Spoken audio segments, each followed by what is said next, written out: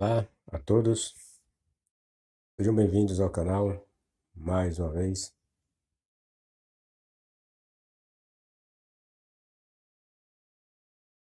Não esqueçam de dar seu like ou seu dislike. Deem o like ou seu dislike, é importante. Deixem seus comentários e divulguem o canal.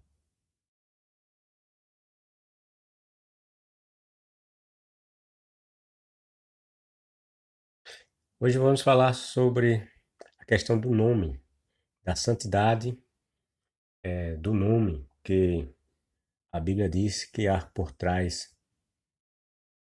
do nome de Deus, do IHVH, do Deus hebreu, né?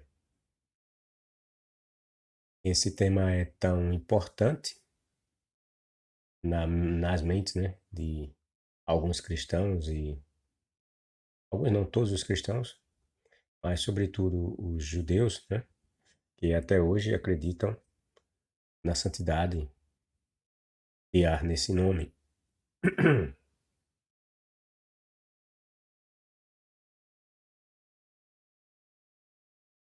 O nome é tão sagrado para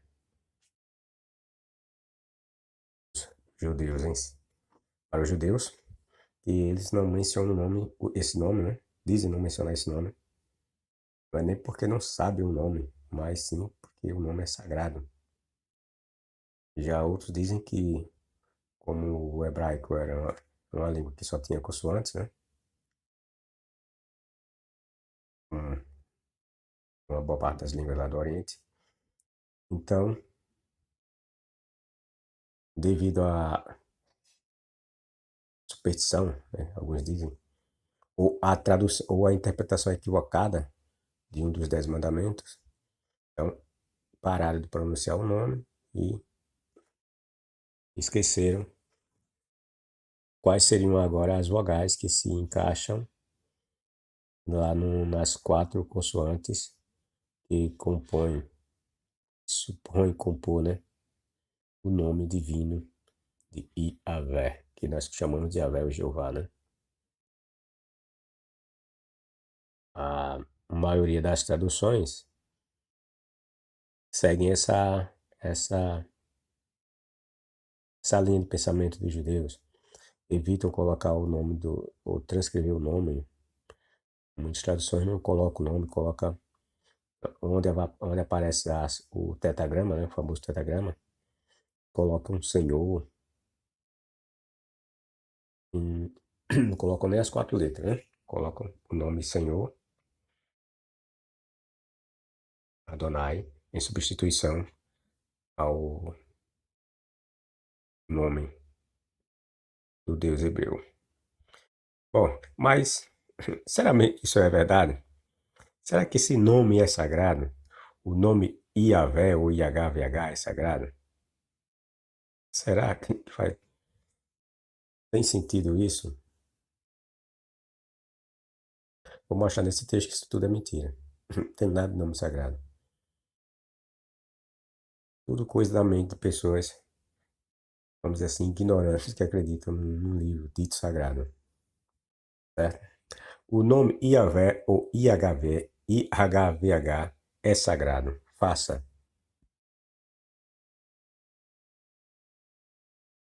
Não use o nome do Senhor, seu Deus, de forma indevida. O Senhor não deixará impune quem usar o nome dele de forma indevida.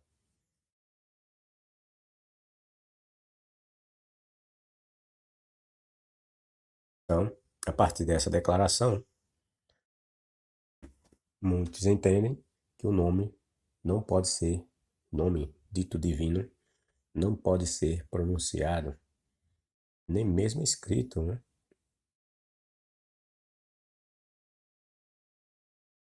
Agora vocês vejam, o, o, o verso do capítulo 20, o verso 7, diz que o Jeová não ia deixar impune aquele que usasse seu nome de forma indevida. Qual a aplicabilidade dessa declaração, né? Nenhuma. É inócua. Não funciona. Não tem, como disse, aplicabilidade nenhuma no mundo real. Se não fosse, nós não viríamos ladrão, assassinos, estupradores pronunciar esse nome enquanto eles fazem seus malfeitos. Políticos, o que mais fazem é pronunciar o nome de Deus quando vão roubar o povo que eles deveriam representar. Assassinos, estupradores, como eu disse, pronunciam ou falam, até mesmo rezam enquanto fazem seus estupros. A exemplo do tal do João de Deus, diz que era estuprando as mulheres e rezando Ave Maria, Pai Nosso, essas coisas todas. E cadê a aplicabilidade dessa regra aqui, né? E aquele que pronunciar o seu nome de forma em vão deixa, será punido. Nenhuma. Ou seja, declarações ditas ou jogadas ao vento. É assim que se resume todas as declarações da Bíblia. Não tem funcionalidade. Bom, vejamos o que dizem algumas fontes sobre a questão da santidade desse nome Yahvé. É costume judaico não pronunciar o nome YHWH, costume que nem sempre existia. O uso do nome YHWH era habitual no tempo da Bíblia hebraica. E, por exemplo, o livro de Ruth, capítulo 2, versos 4, e a Mishnah ainda prescreveu seu uso em juramentos. Mas na época do Talmud, Gemará já estava proibido pronunciar o nome. Alguns até pensaram que pronunciar de qualquer maneira o nome era uma violação do mandamento de não tomá-lo em vão. Em vez de estender o mandamento, aliás, desculpa, em vez de entender o mandamento em relação aos juramentos. Um rabino citado num tratado, Sanhedrin 10:1, declarou que quem pronuncia o nome divino está escrito,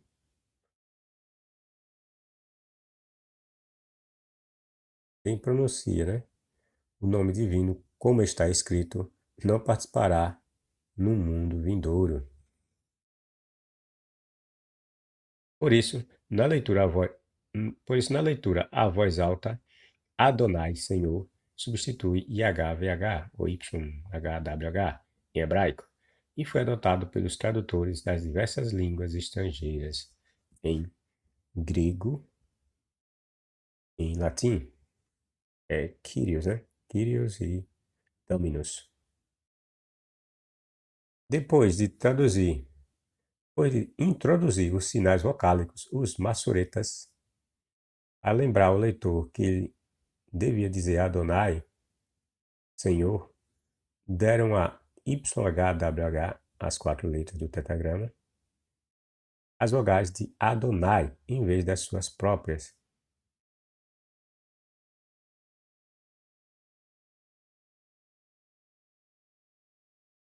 Eles entenderam que eles mesclaram, né? Pegaram as consoantes de YHWH ou IHVH e mesclaram com as vogais contidas no nome Adonai. E aí, com essas vogais dentro dessas, juntando a essas consoantes, formam diversos nomes, entre eles Jeová, Yahvé, Jeová e coisa do tipo.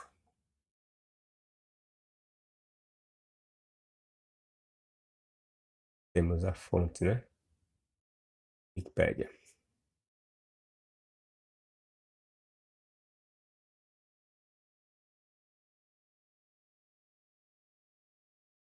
Vocês vão ver agora um comentário de um judeu respondendo a um questionamento que foi feito a ele, numa página da internet.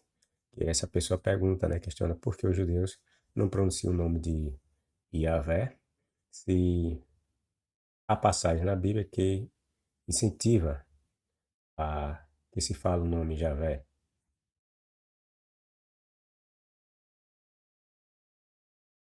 Aí o judeu diz o seguinte: nós judeus temos uma absoluta obsessão em evitar dizer o nome de Deus. Note que nós nem sequer soletramos completamente quando escrevemos a palavra em inglês para Deus. Veja, é que eles não colocam, né? O nome de Deus completo. A palavra Deus completo, né? Por que você não soletra o nome de Deus? Na verdade, temos o cuidado de não pronunciar os nomes de Deus.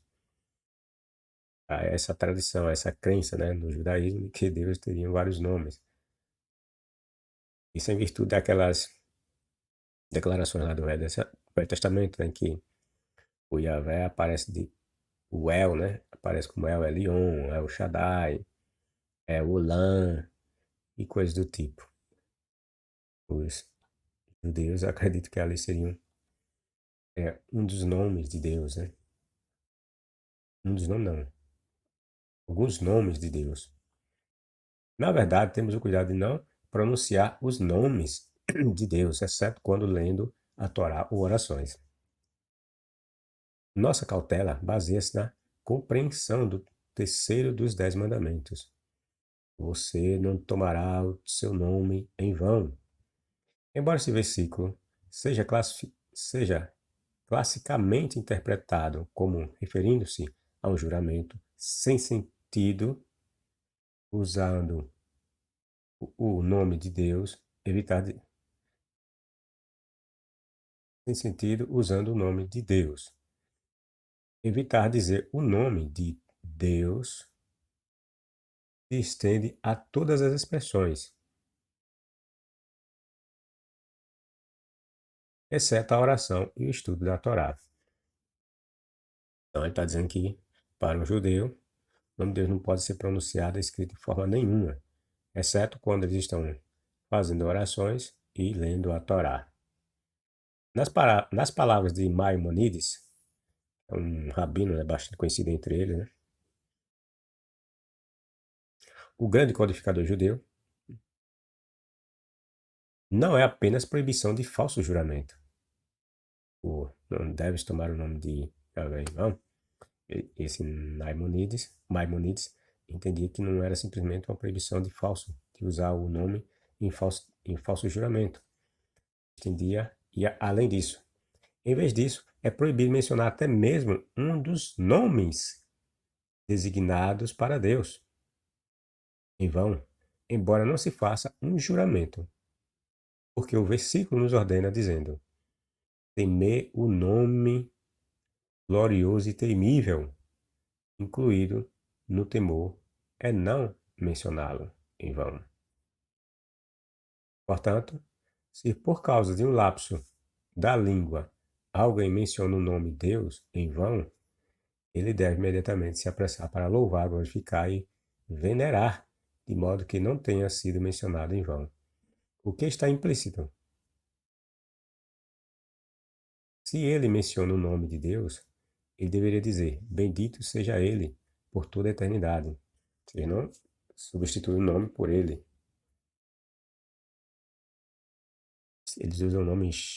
Como é o nome que eles usam a palavra? Shem. É o nome, né? Ele é grande e extremamente louvável, ou algo semelhante, de modo que não tenha sido mencionado inteiramente em vão. O nome sempre deverá ser tomado assim, em sentido, vamos dizer assim, abstrato, né? Pronunciar jamais. Essa é a crença dos judeus. Diante de tudo isso que nós dissemos, você já parou para pensar por que dessa crendice? De onde foi que eles tiraram essa bobagem, né? Dizer que o nome era sagrado? Com que base, né? É lógico que eles tiram da Bíblia, né? Que é a Bíblia que passa essa ideia, né? Santidade, né? Mas tem assim de uma forma mais profunda, além da Bíblia, né? Vamos dizer assim. De onde os hebreus elaboraram essa ideia de que o nome de Deus era sagrado, a ponto de não o tomar ou pronunciá-lo de forma desnecessária, como observamos nessas declarações. Se considerarmos que os hebreus supostamente foram escravos por mais de 400 anos em terras egípcias, as bases dessa crença, se dizer que o nome era sagrado, estariam assim explicadas. Ou se considerarmos que toda a terra de Canaã foi por muito tempo controlada pelos egípcios e que esse controle, por certo, influenciou os povos cananitas, então também teríamos como explicar o surgimento dessa crença por entre o povo hebreu, pois este também era um grupo semita. Os antigos egípcios criam que os nomes de suas divindades deveriam ser mantidos em segredo. É bem provável que tal crença não tenha surgido ou começado pelo Egito. Crença de dizer que os nomes das divindades eram sagrados, eram santos, e, portanto, impronunciáveis ou que não deveriam ser pronunciados. Veja o que essa fonte nos revela. O nome, seguramente, sem o nome, não era nada. O homem sem o nome, seguramente, não era nada. Pela atribuição de um nome, o homem tornava-se um indivíduo diferenciado, situável, que fazia parte de um conjunto por suas ligações, mas que possuía uma personalidade, uma identidade reconhecida e um destino. A eficácia de um rito, ou de um feitiço, ou de uma magia, só podia ser assegurada se o beneficiário fosse nomeado, ou seja, fosse identificado por um nome. Homens e deuses eram tributários dos ritos, e o conhecimento do nome dos seres era a condição essencial para atuar sobre o mundo. Etóceres implora aos visitantes de sua tumba, uma lenda egípcia, que é que diz, vejam. Pronuncie meu nome com oração, um coração sincero. Pronuncie meu nome com coração sincero. Leiam as inscrições, celebrem os ritos, em consideração a meu nome. Ideia muito semelhante nós vamos ver nas passagens bíblicas, né? A mesma ideia. Ocupação com festas ou com ritos, né? Essa ideia de pronunciar o nome da divindade hebreia com coração sincero. O poder potencial do nome era também um fator de vulnerabilidade.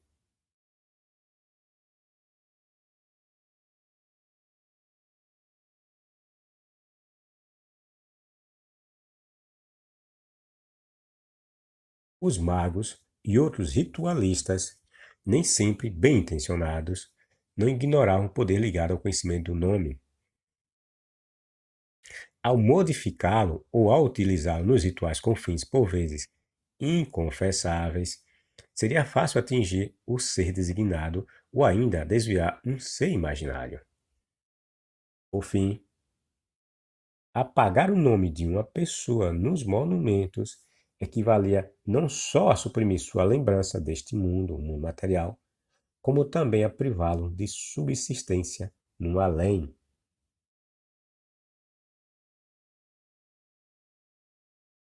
Veja a importância que os egípcios davam ao nome, importância do nome.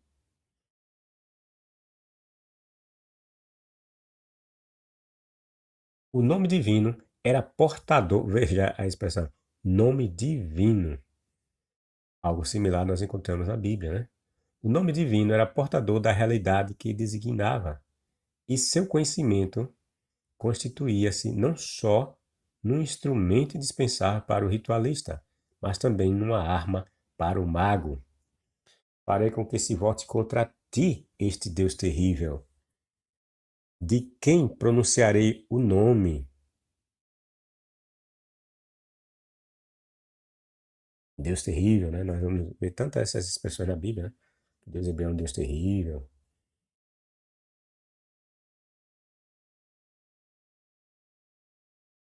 O poder do nome podia até voltar-se contra seu proprietário. Era um jogo perigoso e ambíguo que devia tentar muita gente. O próprio rei defendia-se de haver pretendido compelir os deuses. Não pronunciei, não pronunciei, não pronunciei o nome de Ptah Tenem. Não pronunciei o nome de Pineptar e Ptah Tenem. Ou seja, era uma. Vocês notam por essa declaração aqui do rei, dizer que não pronunciou o nome de Ptah Tenem. Ele nota que existia uma proibição para os egípcios pronunciar o nome de suas divindades. Tá entendendo? Na cultura hebreia, ou na cultura hebreia, na cultura egípcia, havia um mandamento ou uma lei que proibia os egípcios de não pronunciar o nome de suas divindades em vão, né? De forma em vão, de forma desrespeitosa e desnecessária. O nome secreto. E vimos também um dos motivos por quê, né? Porque o nome ele guardava toda a essência do ser, né? Toda a representatividade do ser está no nome.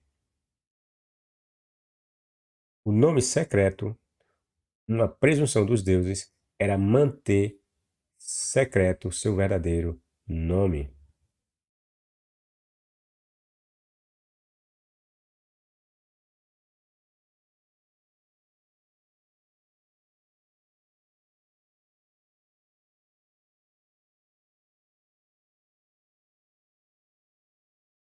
Veja, uma presunção dos deuses era manter em secreto seu verdadeiro nome.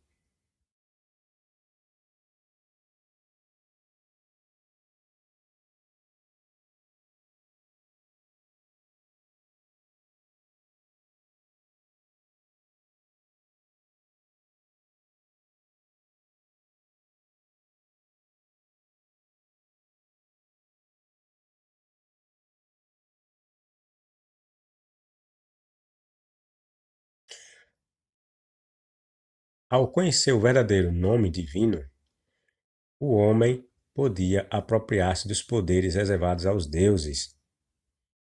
Veja, ao conhecer o verdadeiro nome da divindade, o homem podia apropriar-se dos poderes reservados aos deuses. Um formulário mágico relata como a astuta Isis conseguiu arrancar de Ra seu nome secreto. Diz que ela conseguiu arrancar, né? O nome secreto de Ra.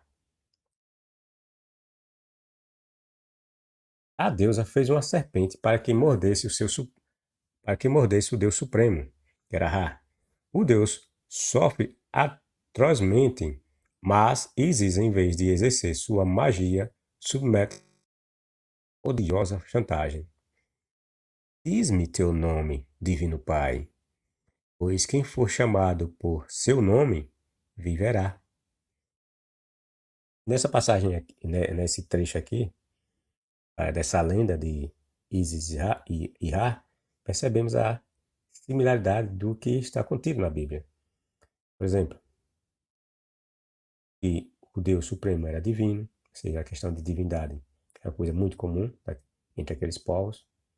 Né? E aqui essa ideia de que a invocação do nome de uma divindade poderia dar vida àquele que o invocasse, certo? Na Bíblia nós temos lá a declaração de que aquele que invocar o nome de Yahvé ou Javé será salvo, ou seja, viverá. É a mesma ideia que está aqui.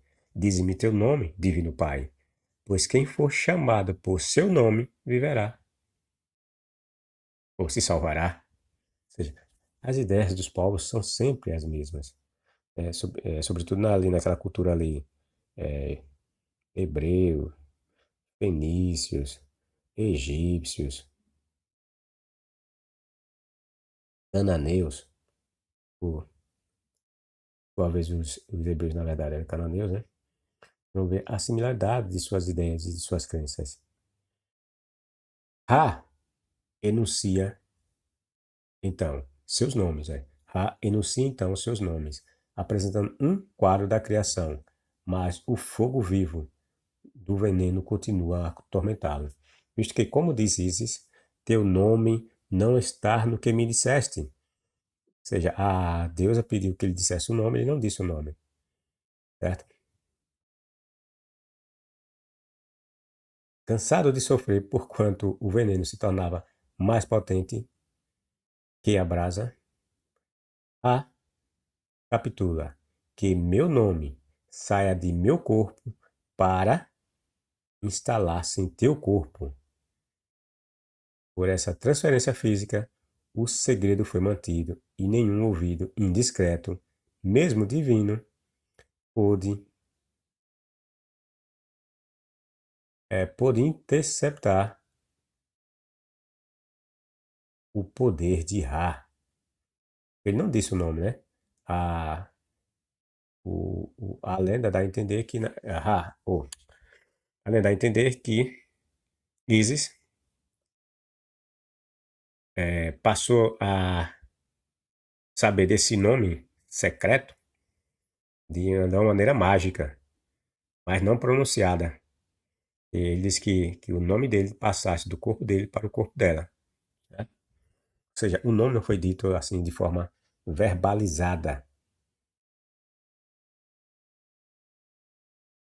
Por essa transferência física, o segredo foi mantido, e nenhum ouvido indiscreto, mesmo divino, pôde interceptar o poder de Ra. O poder do nome oculto de Ra, impronunciável, porque além da realidade linguística, era tamanho que o relato de sua revelação a Isis, escrito num papiro e dissolvido na cerveja, ao poder do nome oculto de Ra, que era impronunciável, não pode ser pronunciado, porque além da realidade linguística, era tamanho, o poder do nome dele era tamanho, e o relato de sua revelação a Isis, esse relato que está dizendo, né, que era por Deus dizer o nome dele, tá, aquele negócio todo, e escrito no papiro,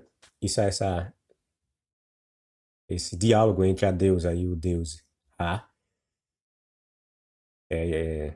era tão poderoso, né, só da simples menção dali de ter o nome dele, que escrito, né, isso num papiro dissolvido na cerveja, passava como um remédio supremo para expulsar o veneno do corpo do infeliz mordido por uma serpente. Era usado isso aí como remédio para expulsar o veneno de uma serpente. Às vezes, os magos empregavam nomes divinos com consonâncias estranhas, acompanhados de sons bárbaros ao ouvido egípcio, quiçá encerrando um nome secreto.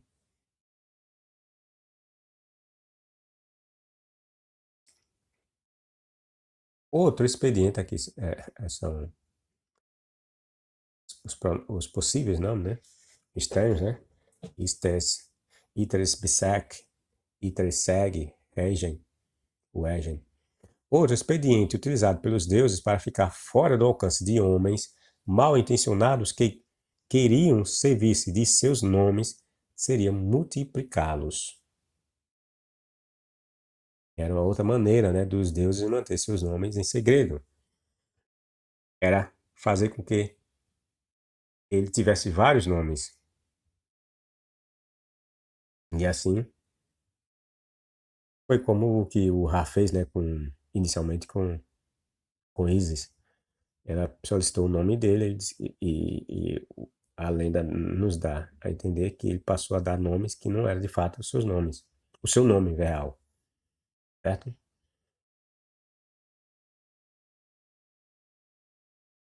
Amon era o deus de numerosos nomes, dos quais não se conhece o número.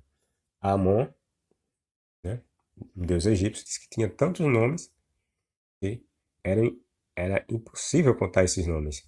Nomes tinham infinitos nomes, justamente para que ninguém pudesse saber o real nome dessa divindade.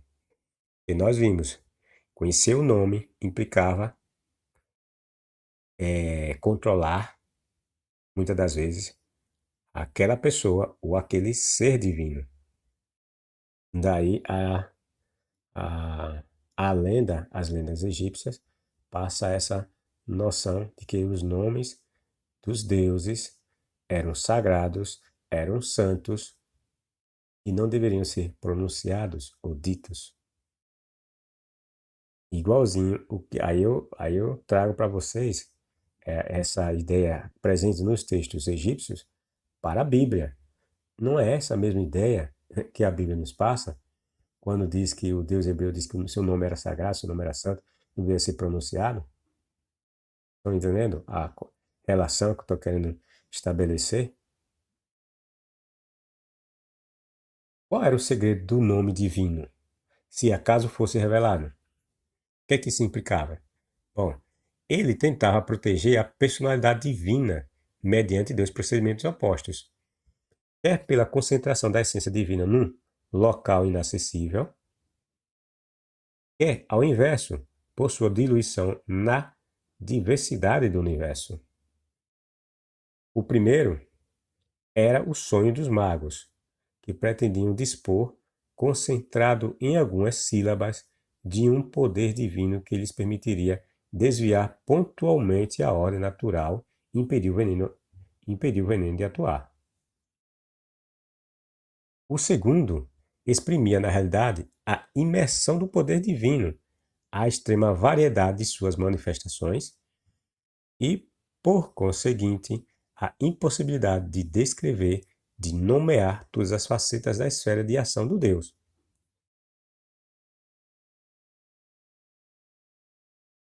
Ra, torturado pelo veneno da serpente de Ísis, despeja sua lista de nomes e lança-se febrilmente numa descrição de sua obra. Sou aquele que criou o céu e a terra. Sou Keper ao amanhecer,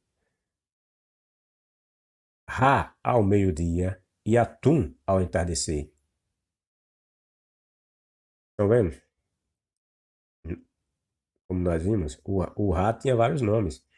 Como o Ra é o deus Sol, né? E o Sol aparece nós chamamos, né?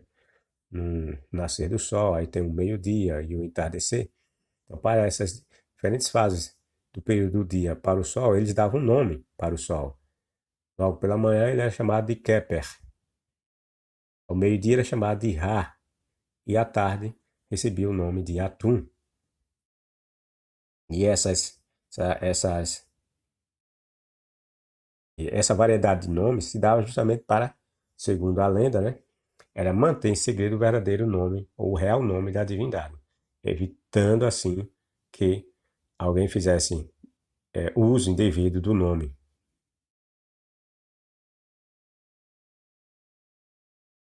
Bom, os teólogos e ritualistas não se defrontavam com situações de emergência, as quais deviam ser enfrentadas pelo mago. Para eles, a exploração da natureza do Deus consistia, ao contrário, em descobrir, explicar e multiplicar seus nomes. Aumento para ti os teus nomes ocultos, multiplico tuas manifestações. Hino do rei a Anukis, templo de Comir. Aqui nós temos a fonte, né? Sim, ele relata essa lenda egípcia. Nós vamos conhecer mais dessa informação da outra fonte. Então, antes de entrar segunda informação dessa fonte, veja, como ali, nessa primeira fonte que acabamos de ler, nós vemos toda a essência da ideia contida lá no livro do Êxodo. Sobretudo quando Moisés ele questiona o Deus hebreu do seu nome.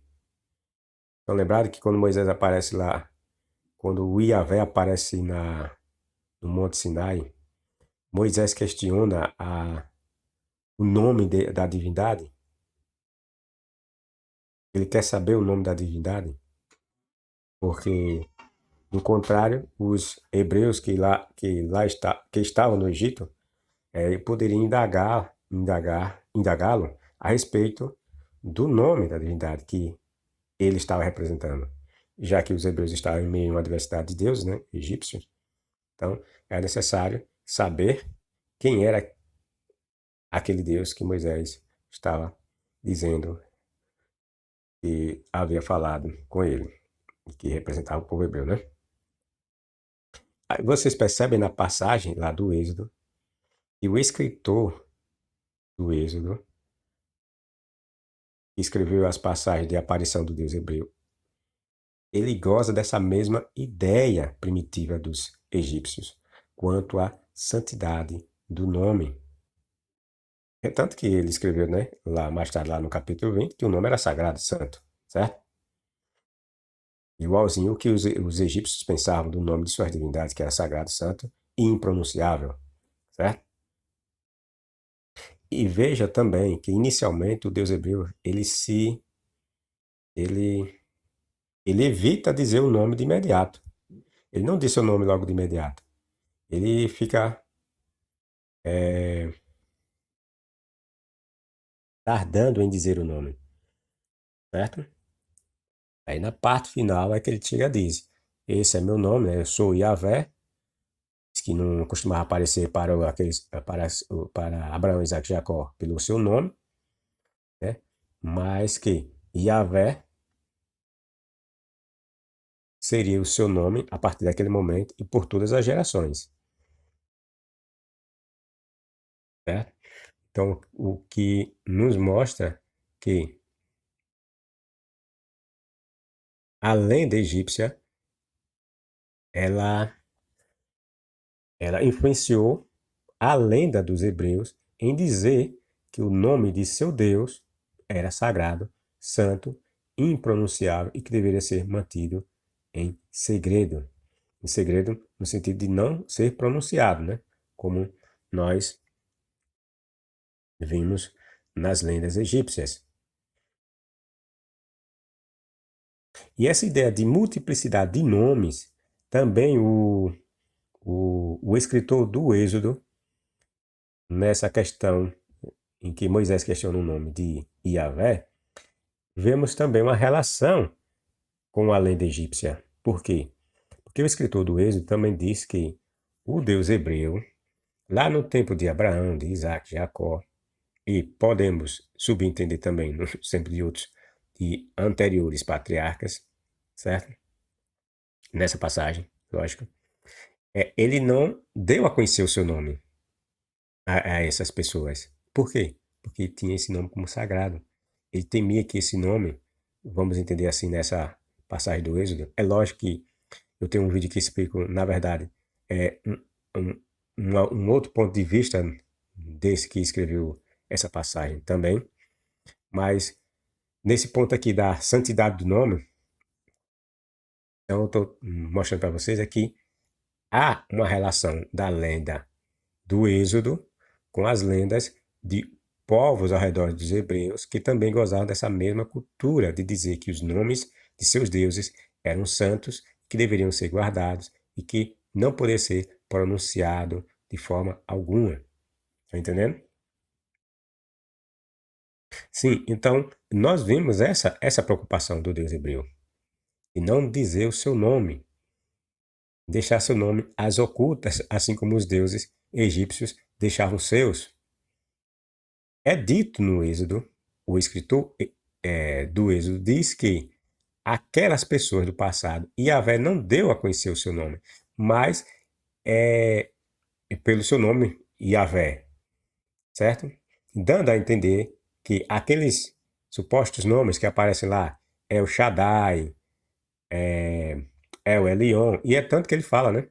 Que diz que para Abraão, Isaac e Jacó, diz que ele costumava aparecer como o Deus Todo-Poderoso, El Shaddai. Mas quanto ao meu nome, Jeová, ou Yahvé, ele diz que não havia dado a conhecer a eles, mas que estava dando a conhecer a Moisés, certo?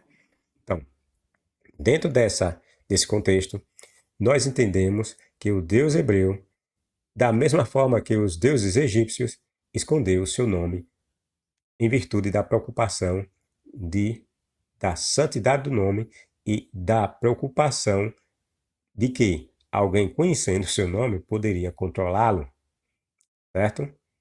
E como nós vimos, né, existia também essa preocupação das divindades e dos seus e daqueles que o adoravam, aqueles que os adoravam, de que o conhecer o nome da divindade implicava também, em certo momento, controlar as vontades da divindade, certo? E o Deus hebreu, ou o escritor, né, que inventou essa papagaiada toda aí, baseada em lendas, ele, ele nos revela a mesma preocupação egípcia para com os nomes de suas divindades. Porque ele diz que lá no passado não deu a conhecer aos hebreus, mas eles o conheciam como El Shaddai, né, El Elyon e coisa do tipo. Ou seja, o Deus hebreu quer dizer que o Deus hebreu deu vários nomes que alguns tentam enganar os outros, né? Tentam, digo, alguns, os cristãos, né? Tentam dizer que ali eram nomes, títulos, que o nome real seria Yahvé e tal. Mas nós subtraímos dessa ideia de que o Deus hebreu, havia dado vários nomes aos hebreus do passado que não era real. Por quê? Porque estava preocupado em alguém saber o seu nome real e a partir desse ponto, controlá-lo. Ou seja, a mesma preocupação dos contos egípcios está presente na Bíblia e nas lendas dos hebreus. Certo? Bom, vejam ainda essa fonte. Os nomes dos deuses, mais do que os próprios deuses, possuem eficácia. Afinal, é o seu nome que aparece e aparecerá em documentos, nos louvores e nas orações. Quando o ser humano procura outras terras e se torna integrante, ele não leva seus deuses com ele para a nova terra, para a nova morada. Ele leva as orações que possuem o nome dos deuses. Cassirer fala sobre as crenças que dizem que, ao dar o nome de um antepassado para uma criança, ela torna-se o alter ego do falecido. Os egípcios acreditavam que, após a morte, para conseguir chegar a um local seguro, era necessário saber o nome de todos os guardiões das portas secretas do além-vida. Nessa mesma cultura, Ísis fez com que Ra, o deus Sol, revelasse o seu nome. Nós vimos a lenda, né, de Ra. Revelasse seu nome a ela, obtendo o domínio do Deus, conhecer o nome significa também dominar, né, o Deus, e de tudo que era seu. A frase que ele lhe dissera fora a seguinte: que meu nome passe do meu corpo para o teu, ou transfira, né? Que o meu nome é transferido do meu corpo para o teu corpo. Aqui nós temos a segunda fonte, certo? Mostrando as crenças dos egípcios quanto à questão do nome, certo? Não só da pessoa em si, certo? Mas também dos nomes ou do nome de suas divindades. Eles viam o nome de suas divindades como sagrado, assim como os hebreus viam o nome de sua divindade hebreia como sagrado.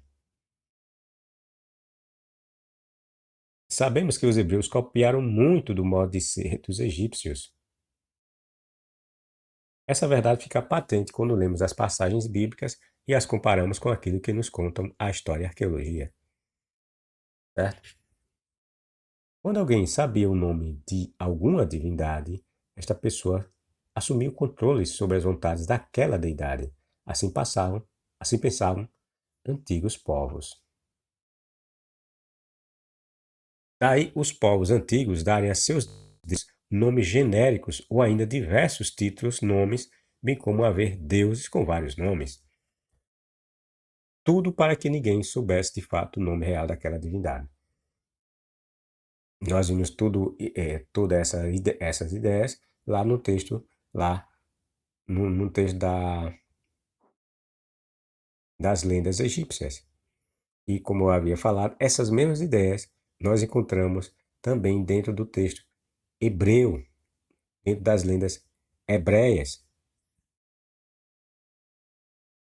O pavor se devia, conforme vimos, linhas acima, ao perigo de um inimigo descobrir o nome dessa divindade e com isso assumir o controle dessa divindade que passaria a agir em favor do povo inimigo. Povo inimigo ou daquele mal intencionado, né? Não era só saber o nome, por exemplo, um egípcio, passar o nome de uma de suas divindades para um cananeu, né? Então eles interpretavam que um cananeu sabendo o nome de sua divindade egípcia, da divindade de um egípcio, esse cananeu poderia fazer mau uso do nome dessa divindade, passar a controlar essa divindade, e essa divindade ia agir em favor desse povo cananeu e não em favor do povo egípcio. Entendeu? Assim como também alguém dentro do próprio povo egípcio, mal intencionado, conhecer o nome da sua divindade, do seu povo, fazer mau uso desse nome. Eles tinham essa concepção com relação aos nomes de suas divindades.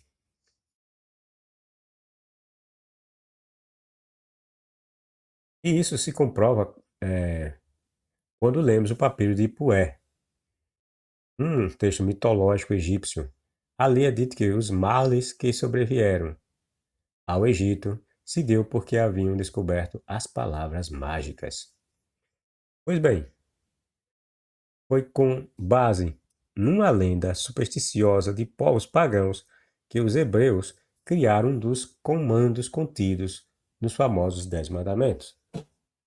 Essa crença, pelo que podemos ver, perdura até hoje, pois que os judeus se negam a pronunciar o nome de seu Deus, que é representado por 4 caracteres hebraicos correspondentes às letras YHWH. Embora os judeus tenham mudado o motivo e digam agora que tudo seja porque eles veem esse suposto nome como sagrado, que ainda assim nós notamos a mesma ideia nos textos egípcios, né? Que eles não queriam também não pronunciar o nome de suas divindades porque via esses nomes como sagrados. Então a ideia é a mesma, né? Dos judeus quando dizem que o nome de Deus é tão sagrado que não pode ser pronunciado. Os egípcios também diziam a mesma coisa, certo? É, embora os judeus tenham mudado o motivo e digam agora que tudo seja porque eles veem esse suposto nome como sagrado demais, na verdade se deve por causa da já mencionada lenda.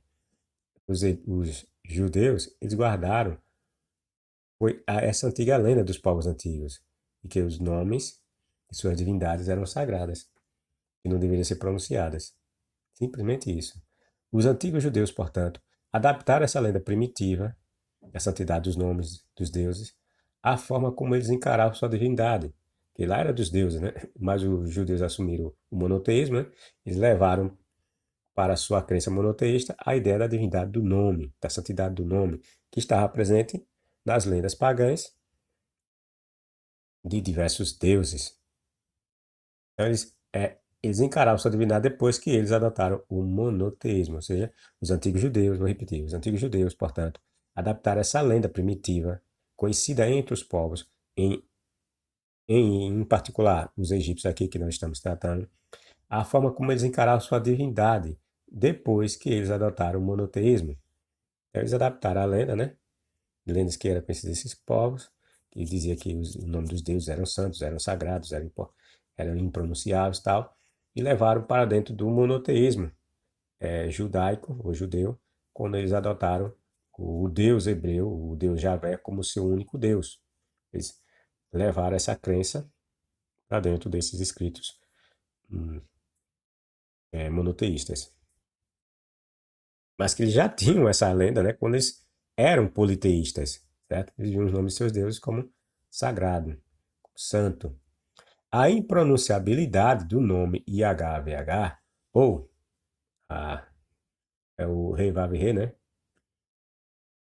É requisito de transições orais supersticiosas, resquício, desculpe, a impronunciabilidade do nome YHWH é resquício de tradições orais supersticiosas originárias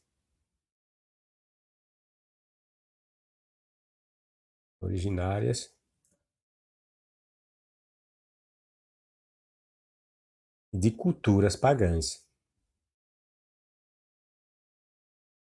E podemos de fato verificar nos textos bíblicos esse cuidado de não se pronunciar o nome da divindade hebraica quando os hebreus criaram suas lendas monoteístas.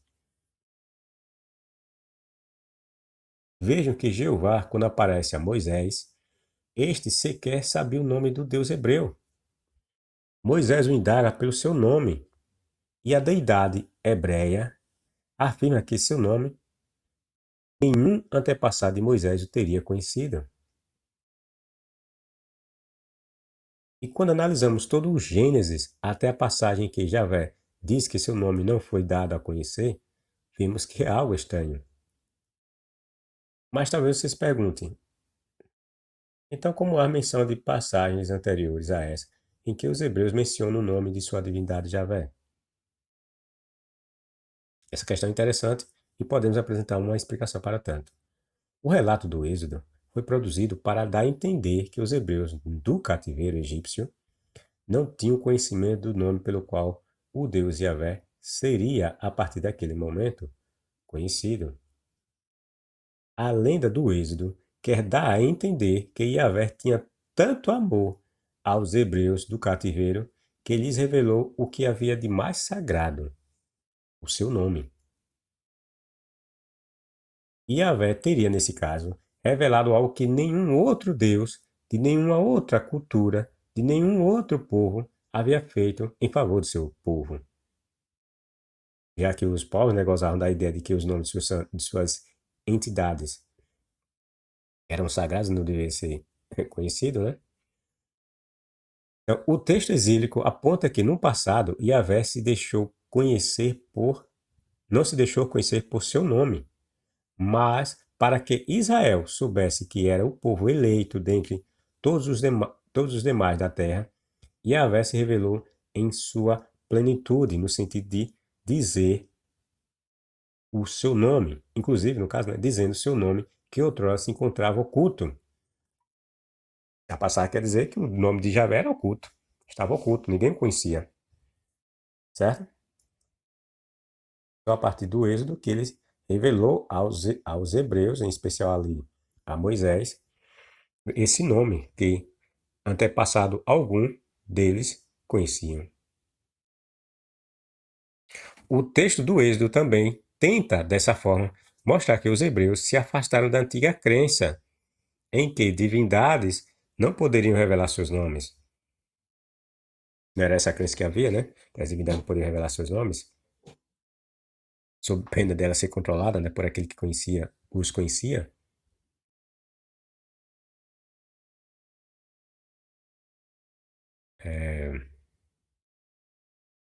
Crença esta até então vigente entre os demais povos.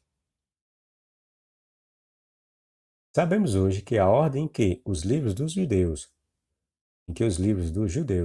estão em nossas Bíblias não segue necessariamente a ordem de sua produção. Ou seja, não é porque o Gênesis aparece como o primeiro livro que ele, de fato, foi o primeiro a ser produzido ou tido sua compilação final antes que outros como o Êxodo. Certo? A existência do nome Yahvé em textos anteriores ao Êxodo, que o êxodo nega, né? Nega o conhecimento desse nome em tempos passados. Mas quando você vai para o Êxodo, aparece lá o nome, né? Então, a existência do nome Yahvé em textos anteriores ao Êxodo seria mais outra prova do anacronismo bíblico, bem como a prova de que esses escritos são produções de diferentes mentes, ainda de diferentes fontes orais. Certo? Ainda falando da questão das lendas que canonizavam os nomes das deidades, podemos verificar tal fato no relato em que Jacó teria lutado com um homem que se identifica como sendo Deus, ou o seu Deus. Nessa ocasião, Jacó indaga pelo nome dessa divindade, porém ela se nega a contar-lhe seu nome, o seu verdadeiro nome. Veja, o homem disse: seu nome não será mais Jacó. Esse homem aí é o Deus hebreu, né? Que diz que apareceu na forma de homem ou de um anjo, né? Mas que representava o Deus hebreu. De agora em diante você se chamará Israel, pois lutou com Deus e com os homens, pois lutou com Deus e com os homens e venceu.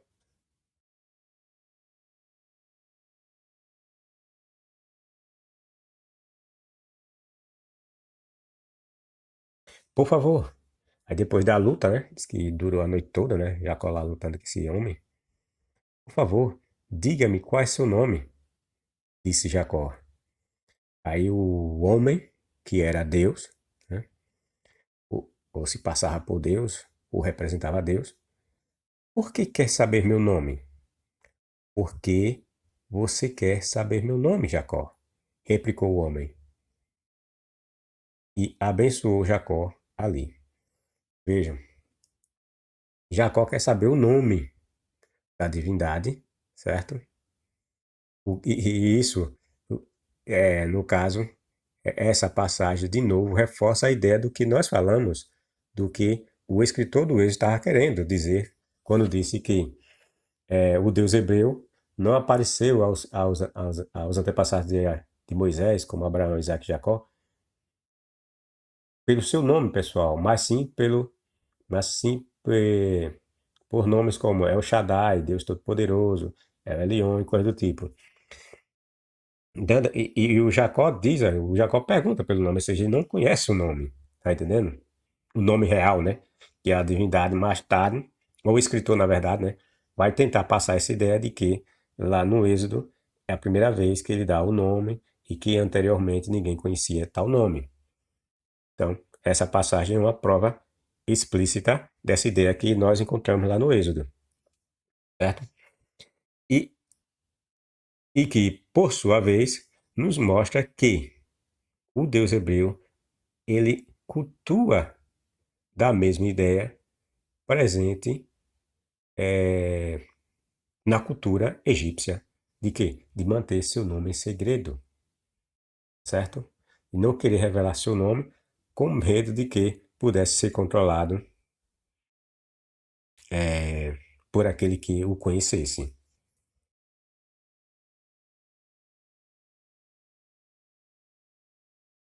Então, existe uma similaridade das lendas egípcias com as lendas hebreias, nesse ponto, sobretudo. Há várias passagens na Bíblia em que podemos ver essa preocupação em não se mencionar o nome do anjo, que na verdade era tido como um deus ou divindade, a qual ele estava ali representando como seu mensageiro. É óbvio que tudo isso é lenda, mas o ponto a se destacar aqui é que há um motivo das coisas serem na Bíblia. Nada é por acaso. Suas passagens e ditos de seus deuses tiveram origem em alguma lenda que em algum momento permaneceu, ou aliás, que em algum momento permeou o imaginário dos povos em volta de Israel. As histórias bíblicas e seus ditos não são exclusivos e únicos. Eles, quando postos nos escritos bíblicos, tiveram origem em outras culturas semitas e não semitas. Os judeus não pronunciam o nome de Javé e usam o título Adonai por acaso. Há um motivo há um motivo dessa preocupação, tá entendendo? E é essa a razão porque eles não pronunciam. Embora vão querer desassociar, né? Desassociar essa ideia do que nós acabamos de falar. Mas ela, como nós podemos ver, está presente dentro da cultura dos egípcios. A preocupação de não pronunciar os nomes de suas divindades. E a divindade de não querer dizer seus nomes, com medo de aquele que com medo que aquele que o conhece, o seu nome, passar a controlá-lo. Isso é apenas reflexo no caso, né, dos judeus de querer substituir o nome, não querer dizer o nome de maneira nenhuma, isso é reflexo ou resquício de crenças lendárias que atravessaram os séculos e, dentro do contexto dos judeus, assumiram um novo significado, quando estes, né, se propuseram a escrever seus contos tidos como sagrados. As histórias da Bíblia são criadas a partir de outras lendas que eram de conhecimento de outros povos tão pagãos quanto eles. A realidade daqueles povos eram similares, digo, de egípcios, de hitita, de hebreus, de cananeus. Eles viviam a mesma realidade em termos de questões religiosas, certo? A realidade daqueles povos eram similares, eles compartilhavam de línguas e costumes de modo geral. Olhar para um hebreu a partir do texto bíblico e para um cananeu era o mesmo que olhar para um português de Portugal e um brasileiro do Brasil. E encontrar um elo, né? Vamos encontrar um elo entre esses dois povos. É isso que eu quero dizer quando digo que olhar para um cananeu, olhar para um hebreu, você ia encontrar em um outro momento algo que os ligava, algo que os ligava. Encontraremos em ambos os casos traços comuns que ligam ambos os povos. Digo, entre um judeu e um cananeu, ou um hebreu e um cananeu, um hebreu e um egípcio, assim como nós podemos encontrar traços comuns quando olhamos para um brasileiro do Brasil e um português de Portugal. Todos os deuses diziam possuir nomes sagrados, pessoal. Essa ideia de Javé aparecer aí na Bíblia, dizendo que seu nome é sagrado, é santo, essa conversa toda, e os judeus de hoje, ou de muito tempo atrás, dizer que seu nome também era sagrado, é simplesmente resquício dessas lendas, em que se pregava, se pregoava que os nomes dos deuses eram sagrados e santos e impronunciáveis. É por esse motivo, portanto, que Yahvé aparece dizendo que seu nome era tão sagrado que não poderia ser pronunciado. Os judeus, como já dissemos, quando dizem que não podem dizer ou pronunciar o nome por trás do tetragrama, revelam que foram influenciados por essa lenda antiga de povos como egípcios e outros.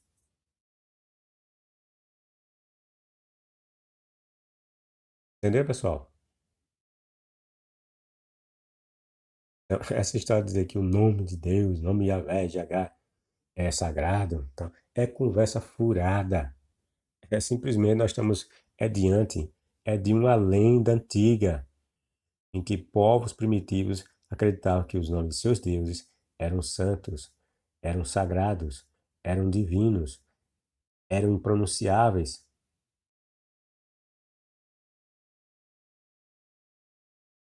Somente isso.